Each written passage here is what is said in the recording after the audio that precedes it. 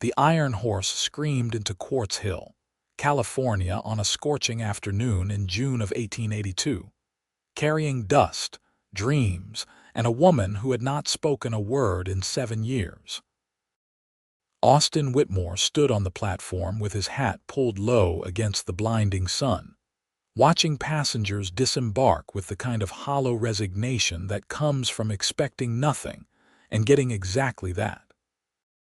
He had driven his cattle to market 3 weeks ago, collected his pay, and spent exactly one evening in the saloon before the whiskey started tasting like regret. Now he waited for a mail-order bride he had never wanted, arranged by his sister in a moment of what she called divine inspiration, and what he called meddling. The platform cleared slowly. Women in traveling dresses fanned themselves and complained about the heat. Men adjusted their suspenders and looked for familiar faces. Austin remained perfectly still, studying each female passenger with the careful attention of a man preparing for disappointment. Then he saw her. She stepped down from the train with a single carpet bag, her dark hair pinned beneath a simple bonnet, her dress the color of faded wildflowers. She was younger than he expected, maybe 22 or 23, with features that suggested both strength and vulnerability. Her eyes swept across the platform, and when they landed on him, something flickered in their depths. Recognition, perhaps, or fear. Austin approached, removing his hat in a gesture his mother had beaten into him as a child. "Miss Katherine Reeves," she nodded, but her lips never moved. Her hands came up instead, fingers forming shapes he could not understand, moving with a desperate urgency that made his chest tighten. "I don't." He paused, watching her hands continue their silent dance. "I cannot understand what you are saying, miss." Catherine's hands dropped to her sides. Her face flushed, and she reached into the pocket of her dress, withdrawing a crumpled envelope. Austin took it, recognizing his sister's handwriting immediately. He tore it open and read by the fading afternoon light. "Dear Austin, I know you will be angry with me for not telling you sooner, but Katherine is unable to speak. She has been mute since childhood due to an illness that damaged her vocal cords. However, she is intelligent, hardworking, and kind. She communicates through sign language and writing. I have sent you a book about sign language in a separate package. It should arrive within the week. Please give her a chance. She has nowhere else to go. Your loving sister, Margaret." Austin looked up from the letter to find Katherine watching him with eyes that expected rejection. Her chin was lifted, proud despite the obvious fear. He thought about the empty house on his property, the meals he ate standing over the stove, the silence that had become so complete he sometimes spoke to his horses just to hear a human voice, even if it was his own. "Can you read and write?" he asked. She nodded, pulling a small slate and piece of chalk from her bag. Her hand moved quickly across it. "Yes, I can do all household tasks. I am a good cook. I will not be a burden." Austin studied the neat handwriting, then looked back at her face. She had a small scar above her left eyebrow and calluses on her hands that spoke of hard work. Her dress was clean but worn. Everything about her suggested a person who had survived through sheer determination. "My ranch is 5 miles outside of town," he said finally. "I have a housekeeper who comes twice a week, but she is getting old and cannot manage everything. The house needs a woman's touch. I work from sunrise to past sunset most days. I am not good company and I have little patience for nonsense, but I am not cruel and I keep my word." He paused, choosing his next words carefully. "If you want to go back, I will pay for your ticket, no questions asked. But if you stay, I will do my best to make this work." Catherine's hand moved across the slate again. "I want to stay." The ride to the ranch was silent except for the creak of wagon wheels and the steady clip of hooves on packed earth. Austin drove with his attention fixed on the horizon while Katherine sat beside him, her back straight, her hands folded in her lap. The landscape stretched out around them in shades of gold and brown, punctuated by scrub brush and the occasional Joshua tree. Heat shimmered off the ground in waves. The ranch house appeared gradually, first as a dark shape against the sky, then as a structure of weathered wood and stone. It was larger than Katherine expected, with a wide porch and windows that caught the last rays of sunlight. Behind it stretched corrals, a barn, and several outbuildings. The property spoke of prosperity earned through backbreaking work. Austin helped her down from the wagon, and she felt the strength in his calloused hands. He was tall, probably 6 feet or more, with shoulders broadened by years of physical labor. His face was tanned and lined by sun exposure, making it difficult to guess his age, though she placed him somewhere in his late 20s. His eyes were gray, the color of storm clouds, and they held a sadness she recognized because she saw it in her own reflection.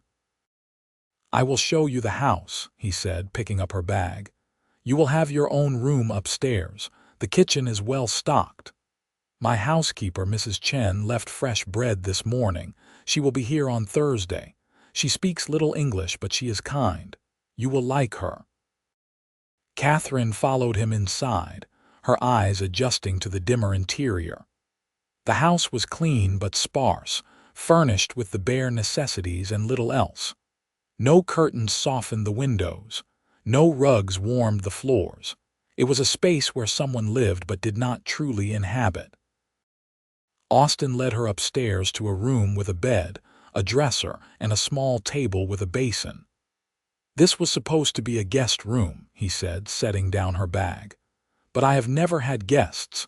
You can arrange it however you like. I sleep in the room at the end of the hall. The necessary is out back." "There is a pump in the kitchen for water." Katherine nodded, and Austin turned to leave, then paused in the doorway.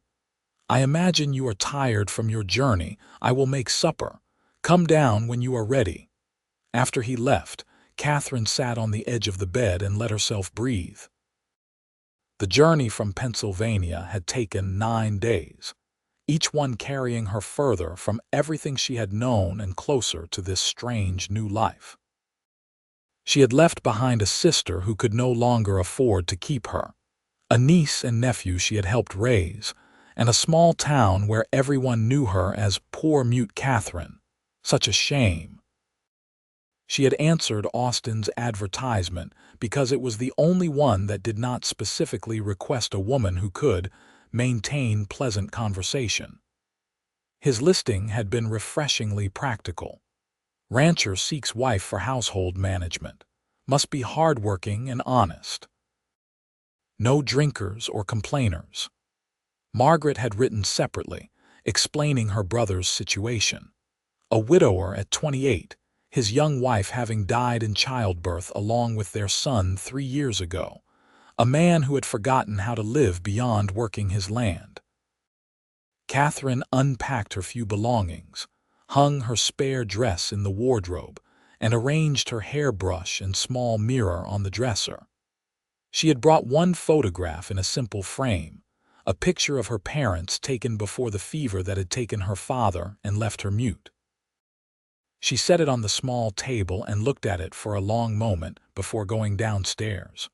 Austin was in the kitchen, moving with surprising competence as he fried salt pork and beans. He had removed his vest and rolled up his sleeves, revealing forearms corded with muscle. "Sit," he said, gesturing to the table. "This is simple fare. I hope that is acceptable." Katherine pulled out her slate. "It smells good." They ate in silence, but it was not an uncomfortable silence. Austin focused on his food with the single-minded attention of a man who viewed eating as fuel rather than pleasure. Katherine found herself studying him when she thought he was not looking, trying to understand this person she had agreed to marry. After the meal, Austin cleared the plates and pumped water into a basin for washing. "We will go into town tomorrow," he said, "to see the preacher, unless you want to wait." Catherine's hand moved quickly across her slate. "Tomorrow is fine. Can you ride a horse?" She shook her head. "Then we will take the wagon." He dried his hands on a cloth and finally looked at her directly. "I will not pretend I know what you are thinking or feeling. I cannot read your hands, and I know that must be frustrating. But I am a man of my word, Katherine. I will provide for you and protect you. That is what a husband should do. The rest—" He trailed off, looking lost for a moment. "The rest we will figure out as we go." That night, Katherine lay in her new bed and listened to the unfamiliar sounds of the ranch. Horses moved in the corrals. Crickets sang their nightly chorus. Somewhere in the distance, a coyote called to the moon. She thought about Austin's gray eyes and the grief that lived in them like a permanent resident. She thought about his careful words and the way he had not once looked at her with pity. In Pennsylvania, people had either pitied her or treated her as though her inability to speak meant she could not think. Austin treated her as a person who simply communicated differently. It was more than she had dared hope for. The wedding took place the next morning in a small church with walls that had absorbed decades of prayers and confessions.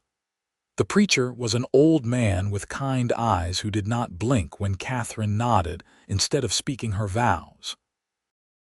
Austin's voice was steady as he promised to honor and cherish her, and when he slipped a simple gold band onto her finger, his touch was gentle. They signed the marriage certificate with the preacher's wife as witness. And just like that, Katherine Reeves became Katherine Whitmore. The whole ceremony took less than 30 minutes, and as they walked back to the wagon, Katherine felt the weight of her new reality settling over her like a cloak. Austin helped her up onto the wagon seat, his hands firm on her waist. "Mrs. Chen will be at the house tomorrow," he said as they began the drive home. "She will be surprised to find a new wife, but she does not gossip. Are you comfortable with Chinese food? She sometimes cooks for me, and it is quite good." Katherine nodded enthusiastically and reached for her slate. "I would love to try new foods." "Good." Austin's expression softened slightly, the closest thing to a smile she had seen from him. "She makes these dumplings filled with pork and vegetables. They are the best thing I have ever eaten." They stopped in town to purchase supplies, and Katherine felt the weight of curious stares as she followed Austin through the general store. The shopkeeper, a portly man with impressive mutton chops, looked between them with undisguised interest. "Heard you went to meet the train yesterday, Austin," he said, his tone casual but his eyes sharp. "Brought back a wife, did you?" "This is Katherine," Austin said simply, his hand coming to rest on the small of her back in a gesture that felt protective. "Katherine, this is Mr. Henderson. He runs the store." "Pleasure to meet you, Mrs. Whitmore," Henderson said, tipping his hat. "Welcome to Quartz Hill." Katherine smiled and nodded, her hands rising instinctively before she remembered that Henderson would not understand. She saw his eyes flicker with confusion, then comprehension as Austin stepped in. "My wife is mute, Henderson. She cannot speak, but she can hear you just fine. She communicates through writing and sign language." Henderson's face reddened slightly. "I see. Well, no matter. Communication is more than just talking, is not it? My own wife says I talk too much and listen too little." He laughed at his own joke, then began helping them gather supplies. As they loaded flour, sugar, coffee, and various other necessities into the wagon, Katherine felt Austin's presence beside her like a solid wall against the world's judgment. He did not apologize for her or act ashamed. He simply stated facts and moved forward, and she found herself grateful for his straightforward nature.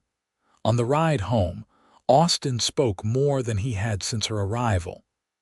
"The ranch has been in my family for 10 years. My father started it, but he died when I was 19. A horse rolled on him. My mother followed 6 months later. They said it was pneumonia, but I think it was a broken heart."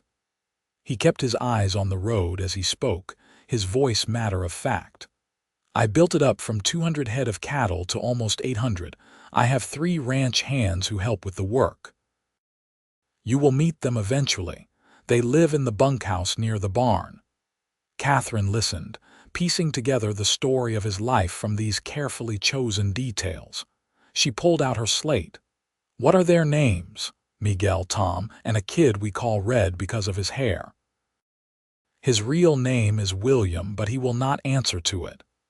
Austin glanced at her slate, reading upside down with ease. "They are good men. They will be respectful." That evening, Katherine cooked her first meal in her new home. She made chicken stew with vegetables and fresh biscuits, working with the confidence of someone who had spent years managing a household. Austin came in from the evening chores to find the table set and food steaming in bowls. "You did not have to do this tonight," he said, washing his hands at the pump. "You only just arrived." Katherine handed him her slate. "I wanted to. Cooking makes me feel useful." They ate together as the sun set outside the windows, painting the sky in shades of orange and purple. Austin complimented the meal twice, which she suspected was high praise from a man of few words. After dinner, she washed the dishes while he sat at the table with a cup of coffee, watching her with an expression she could not quite read. "My sister sent a book," he said finally. "About sign language. It arrived this morning while you were upstairs. I picked it up in town." He pulled a leather-bound volume from the chair beside him. "I thought I might try to learn, if you are willing to teach me." Katherine nearly dropped the plate she was holding. She turned to face him, her hands dripping soap water, her heart suddenly beating too fast. He wanted to learn her language. This man who owed her nothing, who had married her out of convenience and perhaps loneliness, wanted to learn how she spoke. She dried her hands quickly and picked up her slate, writing with shaking fingers. "I would be honored to teach you." Austin opened the book, studying the illustrations of hand positions and their corresponding letters. "It looks complicated. It is like learning any language. It takes time and practice." "Then we should start now," he said, looking up at her with those serious gray eyes. "Show me how to say hello." Katherine stepped closer, close enough to smell the scent of leather and hay that clung to him. She raised her right hand and demonstrated the sign, a small wave near her temple. Austin copied her movement, his large hands surprisingly graceful. "Hello," she mouthed, making the sign again. "Hello," he repeated, his deep voice giving sound to the silent word. They spent the next hour in the kitchen with the lamp burning low, Austin learning letters and simple words, while Katherine patiently corrected his hand positions. He was a dedicated student, focusing on each movement with the same intensity he probably brought to everything in his life. When he successfully signed "Thank you," Katherine could not help but beam at him, her whole face lighting up with genuine joy. Austin stared at her for a moment, something shifting in his expression. "You should smile more often," he said quietly. "It suits you." The days that followed developed a rhythm. Austin rose before dawn to tend to the cattle and horses. Katherine woke soon after to prepare breakfast, pack his lunch, and begin the endless tasks of maintaining a household. Mrs. Chen arrived on Thursday as promised, her weathered face breaking into a surprised smile when she met Katherine. "New wife," she exclaimed in heavily accented English, clasping Katherine's hands. "Very good, Mr. Austin, too lonely, too sad." Katherine liked her immediately. Mrs. Chen communicated as much through gestures and expressions as she did through words, and the two women developed their own system of understanding. Together they cleaned the house from top to bottom, washed linens and prepared meals. Mrs. Chen taught Katherine how to make the dumplings Austin loved, and Katherine showed Mrs. Chen a recipe for apple pie her mother had taught her. In the evenings, after Austin had finished his work and eaten his supper, they sat together in the living room with the sign language book between them. Austin proved to be a quick learner, his hands growing more confident with each lesson. Within 2 weeks, he could finger-spell the entire alphabet and sign basic sentences. "How are you?" he signed one evening, the movement still slow but deliberate. "I am well," Katherine signed back, then added, "Thank you for asking." "You are a good teacher," he signed, then spoke the words aloud as he made the gestures, helping cement the connections. Katherine reached for her slate. "You are a dedicated student. Most people would not bother to learn." Austin's jaw tightened. "You are my wife. How can I know you if I cannot understand you?" He paused, his next words coming with obvious difficulty. "My first wife, Sarah, she talked all the time, about everything and nothing. I did not always listen the way I should have. I thought I had time to truly hear her later." His hands fell still in his lap. "Then she was gone, and I would have given anything to hear her voice one more time." Katherine set down her slate and reached out, placing her hand over his. It was the first time she had initiated physical contact, and she felt him stiffen in surprise before slowly relaxing. She pointed to her eyes, then to him, then made a simple sign. "I see you." "What does that mean?" he asked. She picked up the slate. "It means I understand. Grief is lonely. But you are not alone anymore, neither am I." Austin turned his hand beneath hers, threading their fingers together. "No," he agreed softly, "neither of us is alone." The touch of hands became easier after that. Austin would guide Katherine over rough ground when they walked together in the evenings. She would brush his shoulder when she set his coffee down. Small contacts that built a bridge between them, one careful step at a time.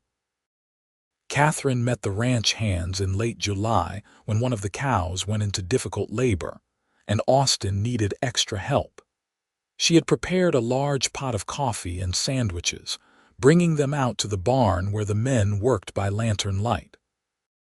Miguel was the oldest, a Mexican man with silver threading through his dark hair and a face that suggested he had lived several lifetimes.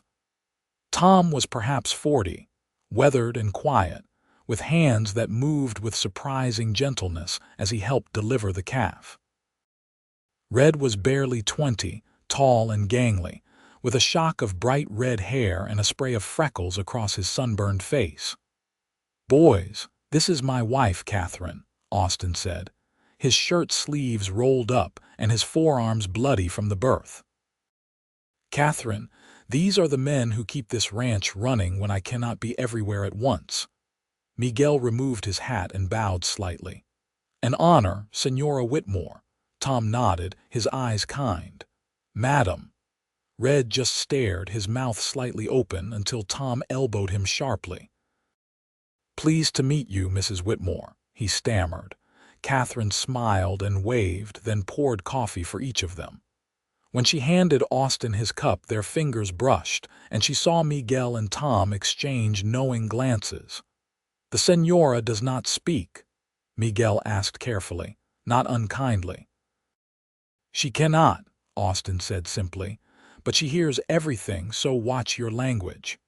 He softened the warning with a slight curve of his lips. "We are always perfect gentlemen," Tom said solemnly, though his eyes twinkled. The calf was born just before midnight, a healthy heifer that stumbled to her feet and nursed within the hour. Katherine stayed to watch, fascinated by the men's competence and care. Austin caught her eye across the barn and signed, "Go to bed. You are tired." She signed back, "I want to stay," proud that she no longer needed the slate for simple exchanges. His expression warmed. "Then stay." They walked back to the house together in the dark, the lantern swinging from Austin's hand, casting moving shadows across the ground. "You did not have to bring food," he said, "but I am glad you did. The men appreciated it." Katherine pulled out her slate, though she could barely see to write by the lantern light. They care about the animals. I like them. They are good people. Miguel has worked here since before my father died. He taught me most of what I know about cattle. Tom came 5 years ago, running from something in his past, but he does not speak of it and I do not ask. Red joined us last spring. He is learning, but he works hard. At the house, Austin lit another lamp and they stood in the kitchen, neither quite ready to retire. The intimacy of the late hour wrapped around them like a cocoon. "Katherine," Austin said, and the way he spoke her name made her breath catch. "I want to tell you something, but I do not know all the signs yet." He paused, searching for words. "When my sister arranged this marriage, I agreed because it was easier than arguing with her. I did not expect." He gestured helplessly. "I did not expect to care, but I do care about you. About whether you are happy here, about learning your language so I can truly know your thoughts." He took a step closer. "I know this marriage was not a love match, but perhaps it could become something close to that, in time, if you are willing." Katherine's throat felt tight, tears pricking her eyes. She reached for her slate with shaking hands. "I am willing," she wrote. "I care too. You have shown me more respect and kindness than anyone in years. You make me feel seen. Not pitied, seen." Austin read her words by lamplight, and when he looked up, his eyes held a softness she had never witnessed before. Slowly, giving her time to pull away, he reached out and tucked a loose strand of hair behind her ear. His fingers lingered on her cheek. "Good night, Katherine," he said softly. "Good night," she signed, the gesture small and intimate in the space between them. August brought heat that shimmered across the land like water. Katherine adapted to the rhythm of ranch life, rising early to bake bread before the kitchen became unbearable, hanging laundry while the morning air still held some coolness, preparing cold suppers that required minimal cooking. She planted a small garden near the house with seeds Mrs. Chen brought her, watering it faithfully each evening as the sun declined. Austin's sign language improved dramatically. They had full conversations now, his hands moving with increasing confidence. He taught her to shoot a rifle, standing behind her to adjust her grip, his breath warm on her neck as he murmured instructions. She taught him to make proper pie crust, laughing silently at the concentration on his face as he tried to handle the delicate dough with his work-roughened hands. They slept in separate rooms, but the walls between them felt thinner with each passing day. One evening in late August, a rider came to the ranch just as they were finishing supper. Austin went to the door, and Katherine heard urgent Spanish, Miguel's voice tight with worry. She came to stand behind Austin, peering around him to see Miguel on horseback, his face grave. "What is wrong?" Austin signed to her while speaking to Miguel. "The Hendersons' place. Fire," Miguel said in English for Katherine's benefit. "Lightning strike. The barn is burning. They need all hands." "Go wake Red and Tom," Austin ordered. "I will be right behind you." He turned to Katherine as Miguel rode away. "I have to go help. Fire is every rancher's nightmare. It could spread if the wind picks up."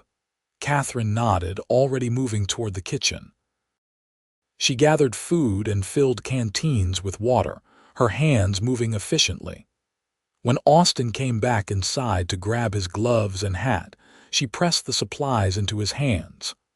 "I could not ask for a better partner," he signed with one hand before heading out. She watched from the porch as he rode away, his horse's hooves thundering into the darkness. The night air smelled faintly of smoke carried on the breeze, and she said a silent prayer for the Hendersons and for Austin's safety. He returned near dawn, covered in soot and ash, his eyes red-rimmed from smoke. Katherine had waited up, and she met him at the door with water for washing and clean clothes. His hands were blistered from fighting the flames. "We saved the house," he said wearily. letting her lead him to a chair. But the barn is gone. All their hay stores, too. It will be a hard winter for them. Katherine fetched salve for his burns, her touch gentle as she tended his damaged hands. His eyes drifted closed, exhaustion overtaking him. "You should sleep," she signed, forgetting he could not see with his eyes closed. She touched his shoulder gently, and when he opened his eyes, she repeated the sign. "Come with me," he said, and before she could question what he meant, he explained. "Just to sleep. I am too tired to climb the stairs alone, and He paused. "I do not want to be alone right now." Katherine's heart hammered as she helped him upstairs. In his room, she pulled back the covers while he stripped off his ruined shirt. He collapsed onto the bed in his trousers, and she hesitated only a moment before lying down beside him, still fully clothed.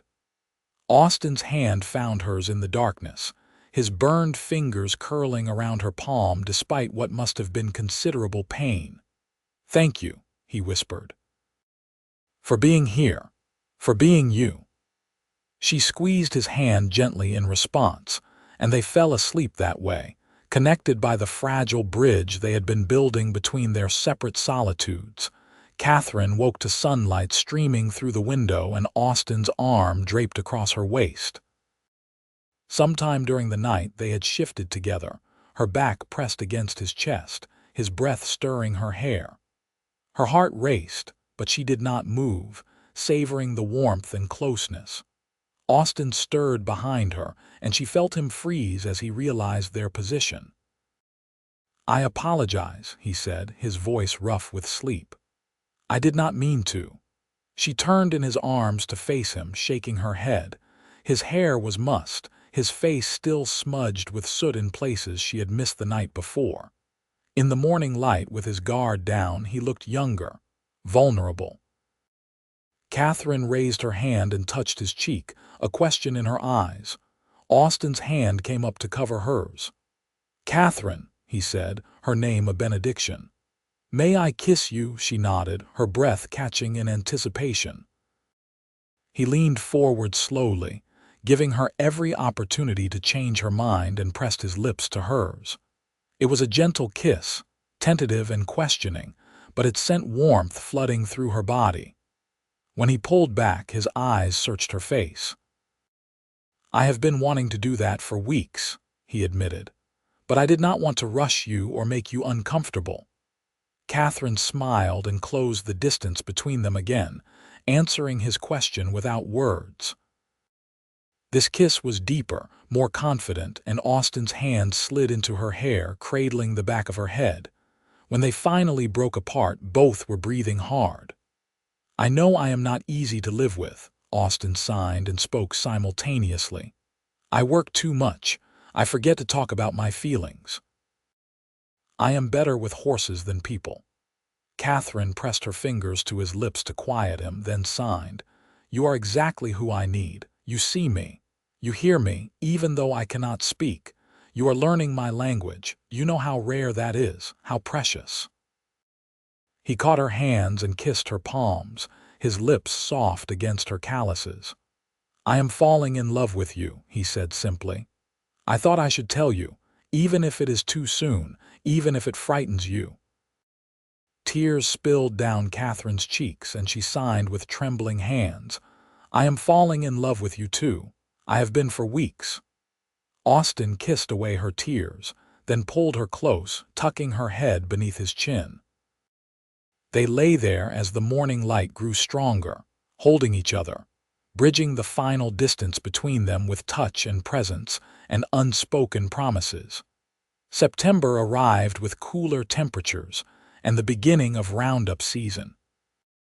Austin spent long days in the saddle, gathering cattle from the range to check their health and brand the new calves. Katherine kept the household running smoothly, but she missed having him near. She began riding out to bring him lunch, learning to handle the gentle mare Austin had chosen specifically for her.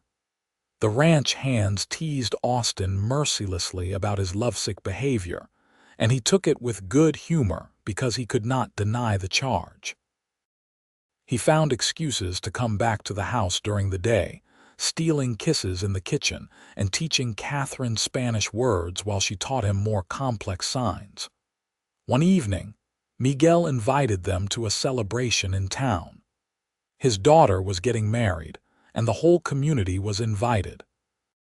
Catherine felt nervous about attending such a large social gathering, but Austin squeezed her hand reassuringly. "I will stay with you the whole time," he promised. "And if you want to leave, we leave. No questions asked." The celebration was held in the church hall, decorated with ribbons and flowers. Music filled the air, played by a small band of fiddle, guitar, and accordion. People danced and laughed, children ran underfoot, and long tables groaned under the weight of contributed food. Miguel spotted them immediately and rushed over, his face glowing with paternal pride. "Señor Austin, Señora Catherine, you came. My Rosa will be so happy." He gestured to a beautiful young woman in a white dress, her dark hair crowned with flowers. "Come, meet the bride and groom." Rosa hugged Catherine warmly, not seeming to care about her silence. The groom, a young rancher named Carlos, shook Austin's hand with enthusiasm. They were pulled into the celebration, offered food and drink, introduced to what seemed like hundreds of people. Catherine watched Austin throughout the evening, seeing him in a new context. He was respected here. People asked his advice on livestock and water rights. They clapped him on the shoulder and told him he looked happy, happier than they had seen him in years. And when he looked at Catherine, his whole face softened with an expression that made her chest tight with emotion. "Dance with me," he signed after they had eaten. "I do not know how," she signed back, suddenly shy. "I will teach you, like you taught me to sign." He led her onto the floor where other couples swayed to a waltz. Austin placed one hand on her waist, took her hand in his other, and began to move. Catherine stumbled at first, but he was patient, guiding her through the steps until she found the rhythm. They turned together beneath the hanging lanterns, and Catherine felt as though she were floating. "I love you," Austin signed with the hand that held hers, his fingers spelling it out against her palm where no one else could see. Catherine pressed closer, resting her head against his shoulder, hoping he understood that her embrace was her answer. She felt his lips brush the top of her head, felt his arms tighten around her, and knew that he did.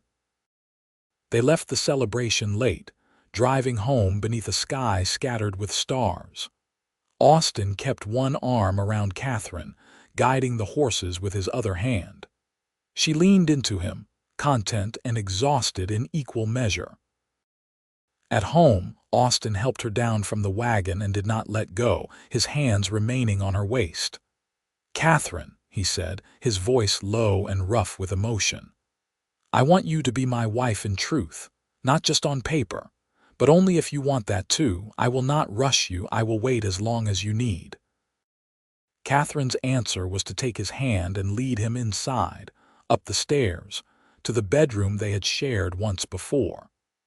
This time there was no exhaustion driving them, no emergency or circumstance, only choice and desire and love that had grown from careful tending. Austin lit a single lamp, and in its soft glow they came together with a tenderness that brought tears to Catherine's eyes.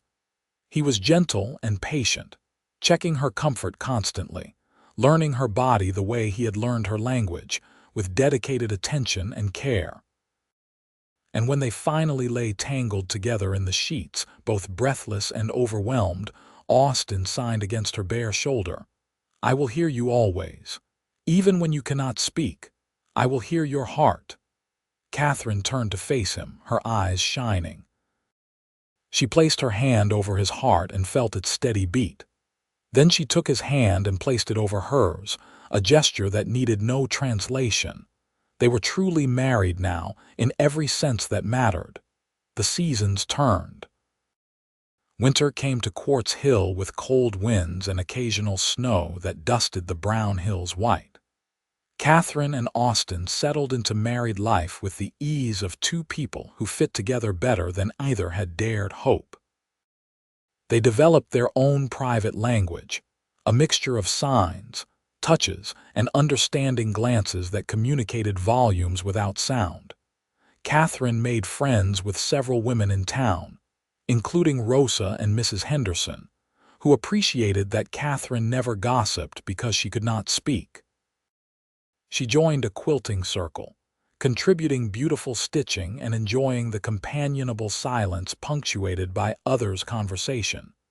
Austin continued to improve his signing, and by Christmas, he was fluent enough to have complex conversations.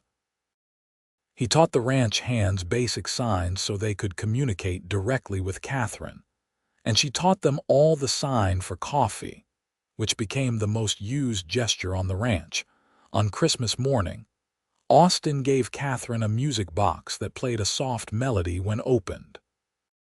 Inside was a delicate necklace with a pendant shaped like two hands clasped together. "For us," he signed. "Two people learning to communicate. Two people finding each other." Katherine threw her arms around him, and he held her tight, breathing in the lavender scent of her hair. She pulled back to sign, "I have something for you too." She led him to the kitchen where she had hidden a package wrapped in brown paper. Austin opened it carefully to find a leather journal with his name embossed on the cover. Inside, Katherine had written an entry for every day since her arrival, describing her experiences, her thoughts, her growing love for him. It was her voice, preserved in ink, gifted to him completely. Austin read the first few pages, his eyes growing suspiciously bright. "This is the most precious thing anyone has ever given me," he said, his voice thick with emotion. "It is my heart," she signed. "All of it. For you." He set down the journal and kissed her deeply, pouring everything he felt into that connection. When they broke apart, he signed, "Let us start our own family tradition. Every Christmas, we write letters to each other, things we might not say otherwise, a record of our love." Katherine nodded enthusiastically, and they spent the rest of Christmas Day in peaceful contentment, cooking together, sitting by the fire, building the kind of memories that would sustain them through harder times. Spring of 1883 brought new life to the ranch. Calves were born in profusion, the garden burst into bloom, and Katherine discovered she was pregnant. She told Austin one evening after supper, watching nervously for his reaction. His face went through a series of expressions: shock, fear, and then joy so profound it transformed him. "A baby." He signed, his hands shaking. "We are having a baby," she nodded, tears streaming down her face, uncertain if they were happy or frightened tears or both. Austin pulled her into his arms, holding her as though she were made of glass. "I am scared," he admitted against her hair. "After Sarah." He could not finish the sentence. Katherine pulled back and took his face in her hands, making sure he was looking at her. "I am healthy. I am strong. I will be careful, and you will be with me. We will face this together." "Together," he repeated, signing it with one hand while the other rested protectively over her still flat stomach. They told Mrs. Chen next, and the older woman burst into delighted Chinese, hugging Katherine and immediately beginning to offer advice about pregnancy. Miguel and the ranch hands were informed soon after, and Red blushed so red his freckles disappeared when Austin explained that Katherine would need help with heavier tasks. "We will take care of everything, Senora," Miguel promised. "You just focus on staying healthy." The pregnancy progressed normally through the summer. Katherine's belly swelled, and Austin became increasingly protective, hovering in a way that she found both endearing and occasionally frustrating. He read every book on childbirth he could find, and insisted they bring the doctor from town to check on her monthly. Dr. Morrison was a practical woman in her 50s who had delivered half the babies in the county. She examined Katherine thoroughly and pronounced her fit and healthy. "The baby should come in early November," she told Austin. "I will plan to be here, but babies come on their own schedule. Make sure you have plenty of clean linens, hot water, and whiskey." "Whiskey?" Austin asked, alarmed. Dr. Morrison's eyes twinkled. "For you, not her. You will need it more." Katherine laughed silently, her shoulders shaking with mirth, and even Austin managed a smile despite his anxiety. In October, they prepared the guest room as a nursery. Katherine sewed tiny clothes and blankets while Austin built a cradle from oak wood, carving their initials and the date into the headboard. At night, they lay in bed with Austin's hand on her belly, feeling the baby kick and turn. "What if I am not a good father?" Austin sighed in the darkness. "What if I fail this child the way I failed Sarah?" Katherine caught his hand, pulling it away from her stomach to hold between both of hers. "You did not fail Sarah. Sometimes terrible things happen and there is nothing anyone can do, but this baby will be lucky to have you as a father. You are kind and patient, you work hard to understand others, you love deeply." She paused, making sure he was watching her hands in the moonlight. "And you will not be doing this alone. We are partners, in everything." Austin kissed her forehead, her cheeks, her lips. "I do not deserve you." "Yes, you do," she signed firmly. "And I deserve you. We deserve happiness. We deserve this family." The baby came on a cold November night when the first frost covered the ground. Katherine's labor began just after midnight, and Austin immediately sent Red riding for Dr. Morrison.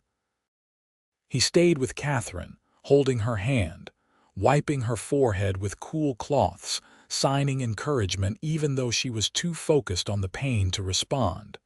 Dr. Morrison arrived within 2 hours, thank God, and took over with calm competence. Mrs. Chen had come as well, heating water and preparing supplies. The labor was long and difficult, lasting through the night and into the next day. Austin never left Katherine's side, even when Dr. Morrison suggested he wait downstairs. "I stay with my wife," he said firmly, and the doctor did not argue. Katherine drew strength from his presence.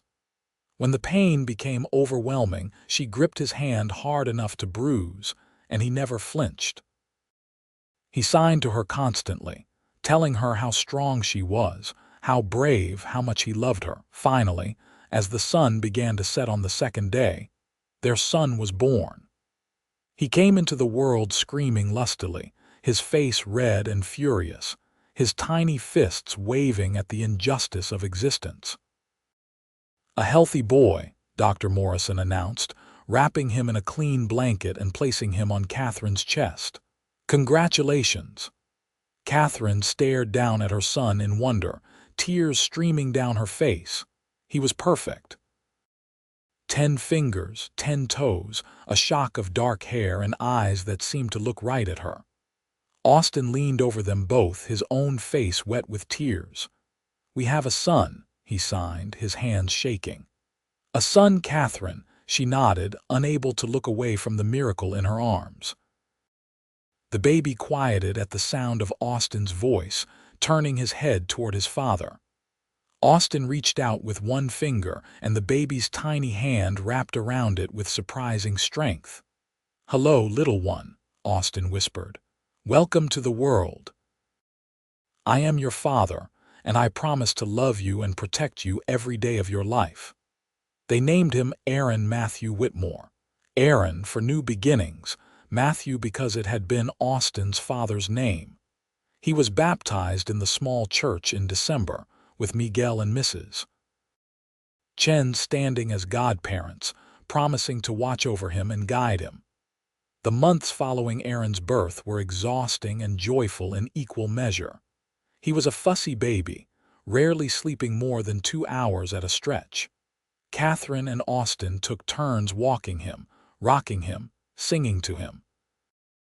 "Well," Austin sang, Katherine hummed soundlessly and found that Aaron responded just as well to the vibration of her chest as to actual melody. Austin proved to be a devoted father. He learned to change diapers with the same focused attention he brought to everything else. He read to Aaron from newspapers and livestock journals, his deep voice filling the nursery with sound. And he signed to his son constantly, determined that Aaron would be bilingual in English and American Sign Language. "He should know your language from birth," Austin explained to Katherine. "It is part of who you are, and he should understand you completely." Katherine fell in love with her husband all over again, watching him with their child. The grief that had haunted him for years faded, replaced by joy and purpose. Spring came again, and Aaron grew from a tiny bundle into a chunky baby with his mother's eyes and his father's serious expression. He began to smile at around 2 months, and his first smile was for Katherine, who had been making silly faces at him while changing his diaper. He smiled. Austin exclaimed, running in from the kitchen where he had been washing breakfast dishes. "Do it again." Katherine repeated her exaggerated expression, and Aaron rewarded her with another gummy smile. Austin whooped with joy, scooping both wife and baby into his arms and spinning them around until they were all dizzy and laughing, or in Katherine's case, laughing silently. Life settled into a new rhythm. The ranch prospered. Austin hired another hand, a quiet man named Paul who had experience with horses. Katherine's garden expanded, and she began selling vegetables and preserves in town. Aaron grew like a weed, crawling by 6 months and walking by 10, much to his parents' mingled pride and terror. "He is too fast," Austin signed to Katherine one evening after rescuing Aaron from attempting to climb into the horse trough. "We need eyes in the back of our heads. We need to baby-proof the entire ranch," Katherine signed back, only half joking. They celebrated Aaron's first birthday with a party that brought together their extended ranch family. Miguel's grandchildren played with Aaron, teaching him to clap and dance to the music. Rosa brought her daughter, born just months after Aaron, and the two babies regarded each other with solemn curiosity. As the sun set and guests began to leave, Austin and Katherine stood on the porch with Aaron between them, each holding one of his chubby hands. The little boy babbled happily, his vocabulary consisting of da, ma, and various other sounds that meant everything and nothing. "Ma," Aaron said clearly, looking up at Katherine.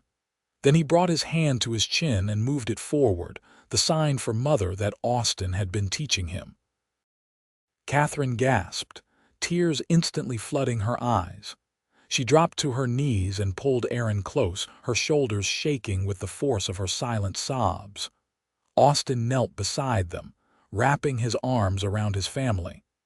"He signed to you," he said, his own voice thick with emotion. "He spoke your language, Katherine." She nodded against his shoulder, overwhelmed by the moment. Her son, her precious boy, had found a way to bridge the gap between her silence and his voice.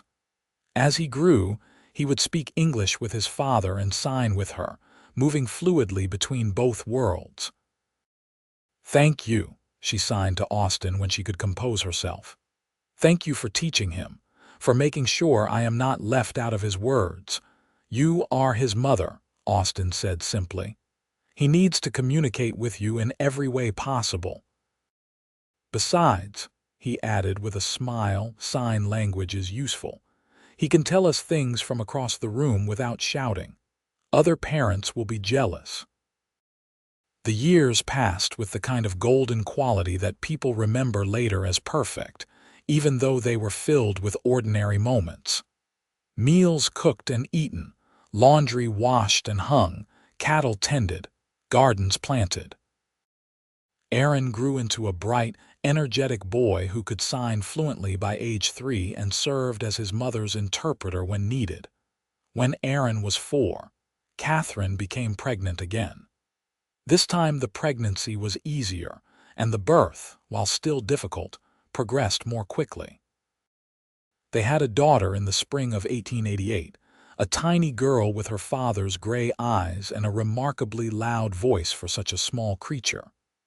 "She makes up for you," Austin teased Katherine as their daughter howled her displeasure at being hungry. "She will talk enough for both of you." They named her Clara Rose, and Aaron appointed himself her protector immediately. He brought her toys, sang to her, and signed his observations about her to his mother. "Baby sister is loud," he signed solemnly, "but I still love her." Katherine pulled him into a hug, kissing the top of his head. "You are a wonderful big brother." The family of 4 settled into their life together. Austin expanded the ranch, buying neighboring land and increasing the herd. Katherine's preserves became so popular that she hired 2 women from town to help with production. They worked in the kitchen together several days a week, filling jars with jams, pickles, and canned vegetables that were sold throughout the county. Aaron started school when he turned 6, riding into town with his father every morning and returning full of stories about his day.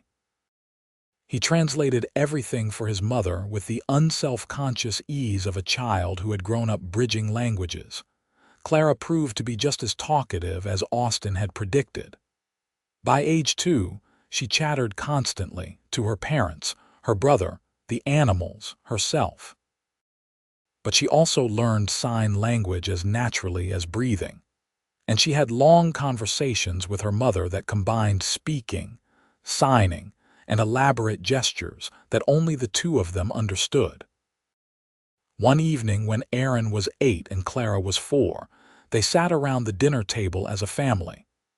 Aaron was explaining his arithmetic lesson using signs and speech simultaneously.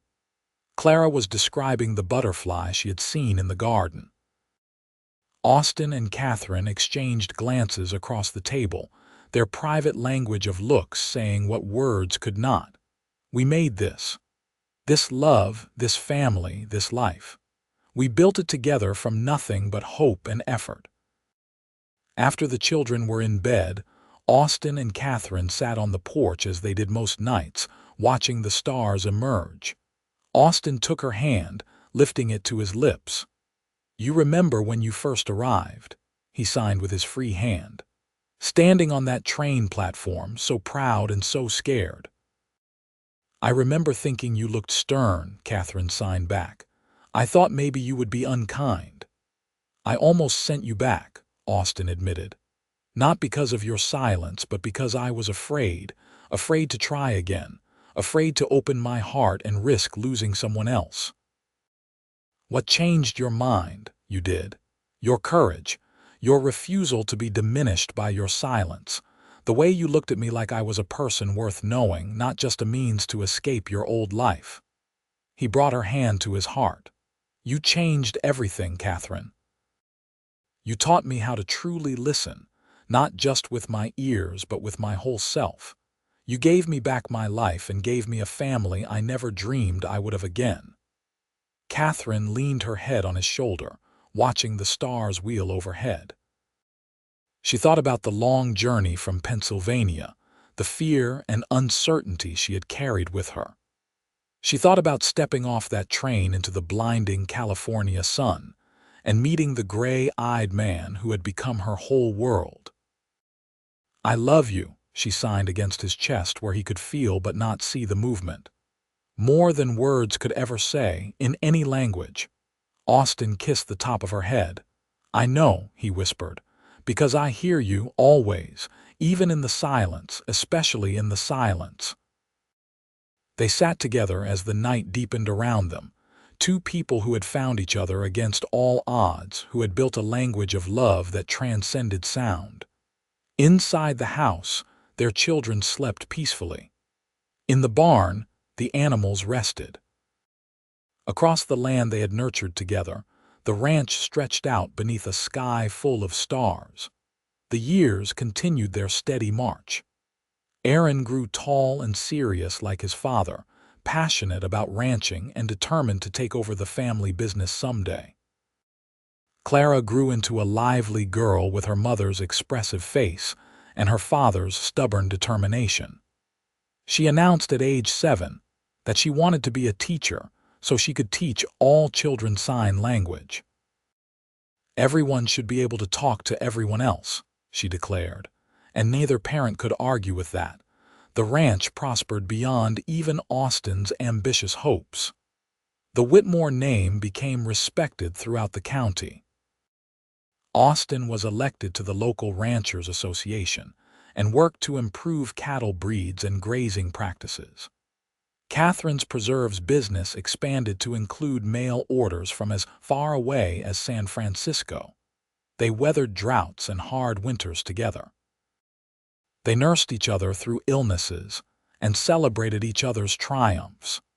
They raised their children to be kind, hardworking, and fluent in multiple ways of communicating. And every year on their anniversary, they renewed their vows in the little church, standing before God and community to recommit themselves to each other. When Aaron turned 18 in 1901, he took over many of the day-to-day ranch operations, freeing Austin to spend more time with Katherine. They took to riding out together in the afternoons, exploring the land they had built their life upon, sitting on hilltops and watching the sunset paint the sky in impossible colors. "I am getting old," Austin signed one evening. He was 47 now, his hair liberally streaked with silver, his face deeply lined by sun and weather. "My knees hurt when it rains, and I cannot work from dawn to dusk like I used to." "You are not old," Katherine signed back firmly.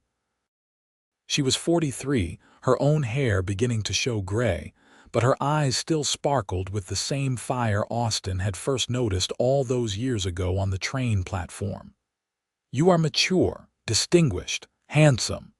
Austin laughed, the sound carrying across the open land. "You are biased." "I am honest," she corrected, then added, "and yes, also biased, but that does not make me wrong." He pulled her close, and they sat together watching the light fade, content in each other's presence in a way that only comes from decades of shared life. Clara graduated from school in 1902 at age 14, one of the top students in her class. She announced her intention to attend the state normal school to become a teacher, and while Austin initially balked at his daughter leaving home, Katherine reminded him that they had raised her to be independent. "She has to find her own path," Katherine signed, "just like we found ours." "When did you become so wise?" Austin asked, only half teasing. "I have always been wise," she replied with a grin. "You just finally noticed." Clara left for school that fall, and the house felt emptier despite Aaron's continued presence. But she came home for holidays bursting with stories and ideas, and she brought friends who were fascinated by her fluent signing and eager to learn. In 1905, Aaron met a young woman named Lily at a church social.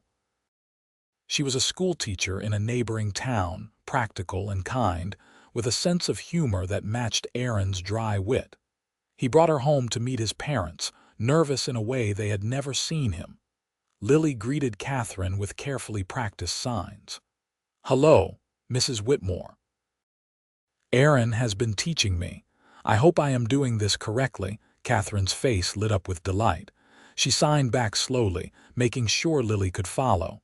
"You are doing wonderfully. Welcome to our home." Austin watched the exchange and felt his throat tighten with emotion. His son had found someone who understood the importance of communication in all its forms, someone who was willing to learn and adapt. Someone, he hoped, who would be to Aaron what Katherine had been to him, a partner in the truest sense. Aaron and Lily married in 1906 in a ceremony that combined the traditional with the unique. The vows were spoken in English and signed simultaneously, a tribute to Aaron's mother and the language she had taught him. Katherine cried throughout the ceremony, happy tears that Austin wiped away gently. "Our boy is grown," he signed to her. "And happy," she signed back. "That is all I ever wanted for him." When the first grandchild arrived in 1907, a robust boy they named James, Katherine, and Austin found themselves starting a new chapter. They spoiled James thoroughly, teaching him to sign before he could speak, reading him stories, and introducing him to the ranch animals. "We are old now," Austin said one evening, watching Katherine rock their grandson. "Grandparents, when did that happen?" "When we were not paying attention," Katherine signed with one hand while keeping James supported with the other. "Time moves too fast." "No," Austin disagreed, coming to sit beside them. "Time moves at exactly the right speed. Fast enough to keep us moving forward, slow enough that we can appreciate the moments that matter." He wrapped his arm around Katherine, and together they watched their grandson drift to sleep, his tiny hand clutching Katherine's finger. Clara graduated from normal school in 1908 and accepted a teaching position in Quartz Hill, close to home. She shocked no one by immediately implementing sign language instruction for all her students, arguing that communication in multiple forms was essential education. "Everyone should be able to understand each other," she declared to the school board, echoing her childhood conviction. "Language should unite us, not divide us." The board approved her curriculum, and within 2 years most children in Quartz Hill could sign basic phrases. The town became known for its inclusive communication practices, and several families with deaf children moved to the area specifically because of the welcoming environment. Austin and Katherine watched their daughter's success with fierce pride. At the school's spring program, when Clara's students performed a song in both spoken English and sign language, Katherine wept openly. Austin took her hand, and their children, now adults with lives of their own, sat on either side of their parents, a united family. "You started this," Austin signed to Katherine. "Your courage to come here to build a life despite the obstacles. You changed not just me, but our whole community." Katherine shook her head. "We changed it together. You learned my language and taught it to our children. They taught it to others. This is not my accomplishment. It is ours, all of us." The years flowed onward like a river, sometimes calm, sometimes turbulent, but always moving forward. More grandchildren arrived. Aaron and Lily had 3 more children. Clara eventually married a fellow teacher and had 2. The ranch house filled regularly with noise and chaos and love. Austin and Katherine grew older together, their bodies slowing but their connection deepening. They took daily walks, hand in hand, often silent because silence between them had never been empty. It was full of shared history, mutual understanding, and love that had been tempered and strengthened by decades of partnership. In the autumn of 1920, they celebrated their 38th wedding anniversary. Their children and grandchildren gathered at the ranch for a celebration that lasted an entire weekend. On the evening of their actual anniversary, Aaron stood to give a toast. "Most people think of communication as speaking and hearing," he said, looking at his parents seated together at the head of the table. "But my mother taught me that communication is so much more. It is seeing and being seen. It is understanding what is not said as much as what is. And my father taught me that true love means learning your partner's language, whatever that language might be." He raised his glass. "To the best parents and the best example of marriage anyone could ask for, thank you for showing us how to truly hear each other." The gathering raised their glasses and signed cheers simultaneously, a tribute to the family's bilingual nature. Katherine looked at Austin through happy tears, and he signed to her. "I told you once that I would hear you always. That promise stands as true today as it did then." "And I hear you," she signed back, "in every way that matters, forever." They kissed to the applause and whistles of their family, and in that moment, surrounded by the people they had created and the life they had built, Katherine felt complete contentment.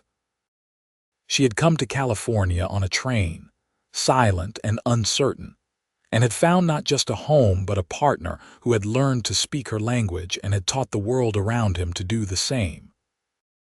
As the celebration continued around them, Austin and Katherine slipped away to the porch, seeking a moment of quiet.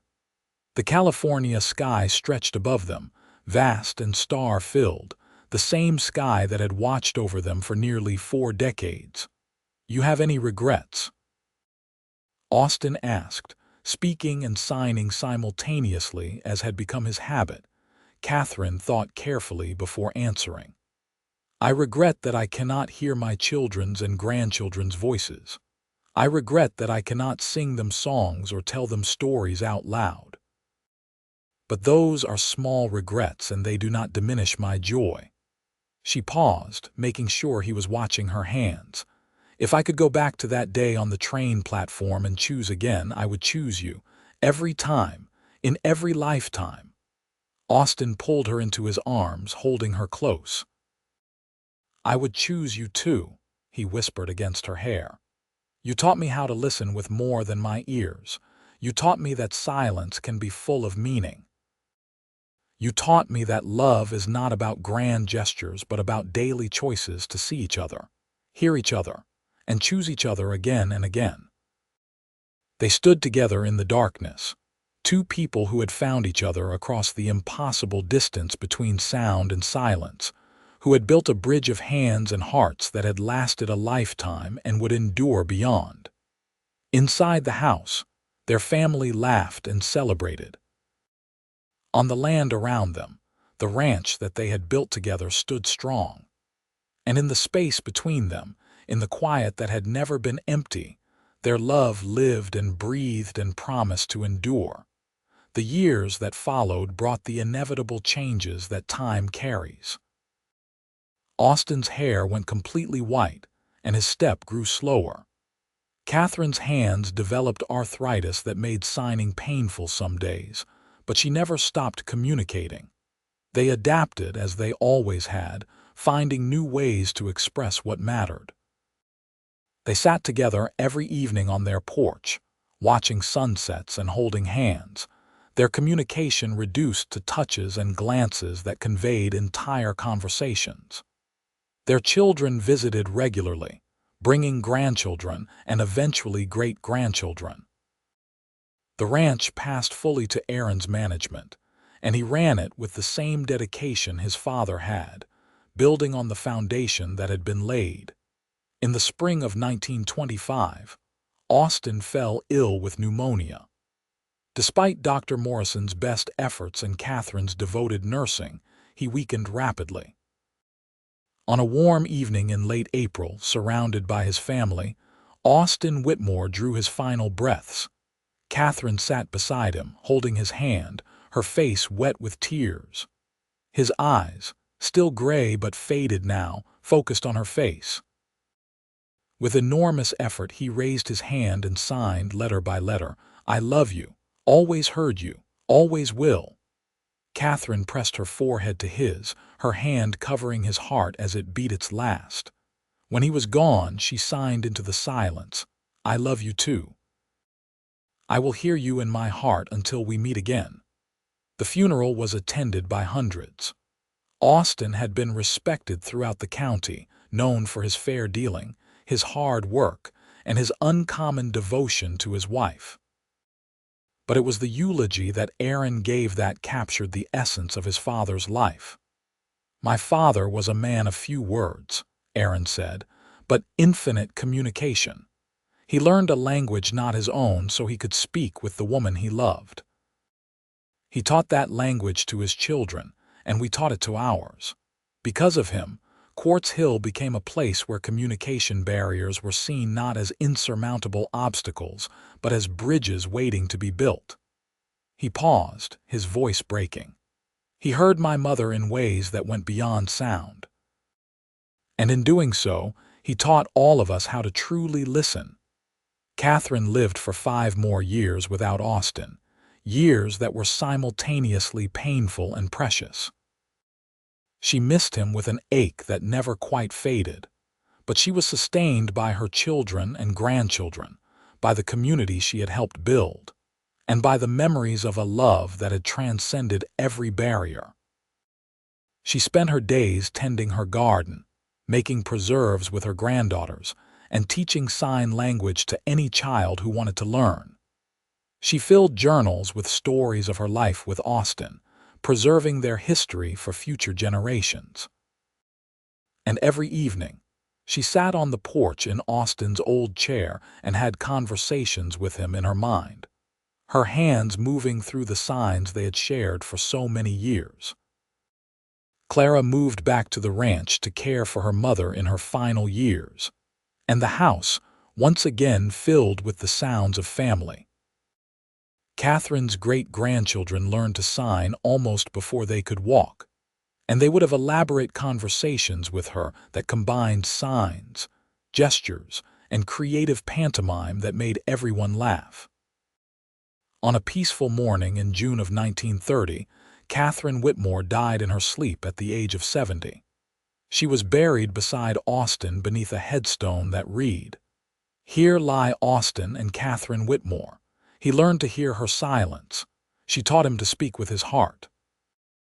Together, they showed us that love transcends all language. At her funeral, the entire service was conducted in both spoken English and sign language, a final tribute to the woman who had changed Quartz Hill forever.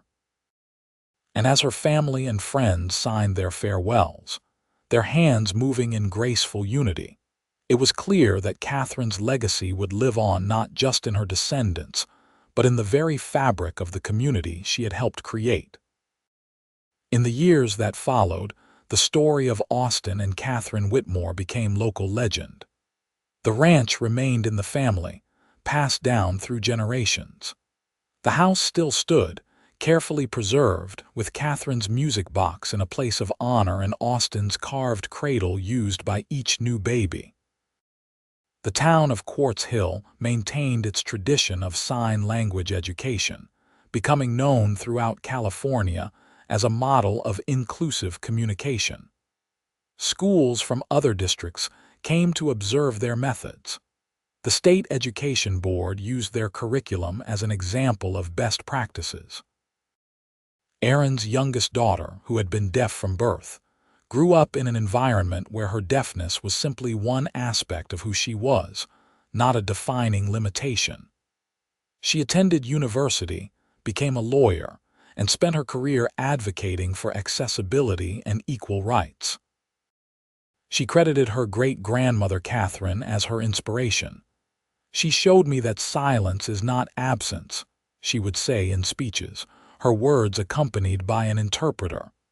"It is simply another form of presence." My great-grandfather understood that, and he taught an entire town to understand it too. That is the power of love that chooses to bridge divides rather than accept them. The story of the train that brought a mute bride and the cowboy who learned sign language was told and retold, embellished and elaborated, but always returning to the central truth. That love requires effort, that communication is a choice, and that the deepest connections transcend the limitations we perceive. Decades after their deaths, researchers studying the history of deaf education in America came to Quartz Hill and discovered the Whitmore story. They interviewed descendants, read Katherine's journals, examined Austin's annotated sign language books. What they found was a love story, yes, but also a social history of how one couple's private devotion created ripples that changed an entire community's understanding of communication and inclusion. The Whitmore Ranch still stands today, though it is no longer a working cattle operation. It has been preserved as a historical site, maintained by the family and open to visitors. In the house, carefully preserved behind glass, are artifacts of Austin and Katherine's life together. Her slate and chalk, his sign language books, the carved cradle, photographs of their children and grandchildren. But the real legacy is not in objects. It is in the living tradition that continues in Quartz Hill, where children still learn sign language in school, where the community automatically includes signing interpreters at public events, where silence is seen not as a barrier, but as simply another way of being in the world. And on quiet evenings, when the California sun sets in glorious shades of gold and purple, descendants of Austin and Katherine Whitmore still gather on the porch of the old ranch house. They hold hands and sign to each other in the gathering dusk, keeping alive the language of love that their ancestors spoke. The story of Austin and Katherine Whitmore reminds us that true communication comes not from sound, but from the willingness to meet another person where they are, to learn their language, to see them fully. It reminds us that love is not passive but active, requiring daily choices to bridge the distances between us, in a world that moves too fast and talks too much. Their story stands as a testament to the power of listening, truly listening, with more than just our ears. It teaches us that the most profound conversations often happen in silence, that the deepest connections are built not from words but from willingness, effort, and the courage to say, as Austin said to Katherine all those years ago, "I will hear you always." And in the quiet spaces between words, in the gentle movement of hands forming meaning in air, in the choice to learn another's language rather than demanding they speak yours, the legacy of Austin and Katherine Whitmore lives on, teaching each new generation that love, real love, transcends every barrier we build and speaks in languages that go far beyond sound. Their story began with a train arriving in a dusty California town, carrying a silent woman and uncertain dreams. It grew into a marriage that defied expectations, a family that bridged worlds, and a legacy that transformed a community. And it continues still, whispered in sign and spoken in voices, a reminder that the greatest love stories are not about finding someone who speaks your language, but about being willing to learn theirs, and in that learning, discovering that you have been speaking to each other all along.